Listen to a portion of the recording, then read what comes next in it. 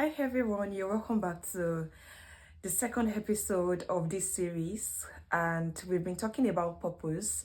And in the last episode, we talked about how purpose can be lived in our everyday lives, especially how we can live by design, by prioritizing our time, by ensuring that we are intentional about the God-given resources that we have, which is time. And in this episode, we are going to be talking about our paradigms of purpose.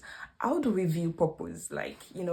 I've kind of realized that people think that purpose should just be like one thing, like there's just one thing that you should be doing, and that is purpose. But a lot of times I've realized that in your purpose, you're becoming.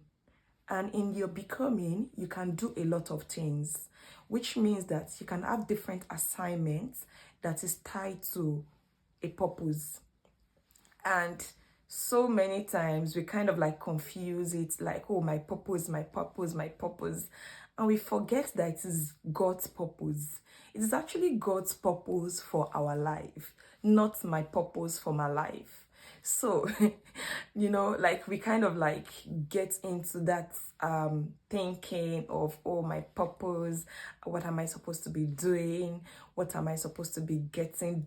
What am I supposed to be achieving? But it is actually God's purpose. And in God's purpose, we can have different assignments. Let me use myself as an example. Let's say I just say my purpose is to be a writer. But that is not the entirety of my life, because I can do so many things that also give God glory.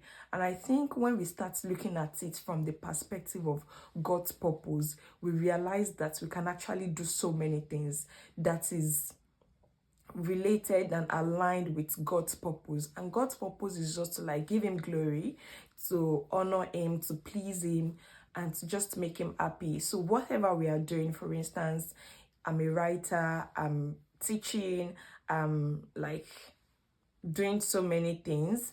I can maybe wake up tomorrow now and then say, oh, I want to start doing business. I can wake up tomorrow now and say, oh, I want to start singing.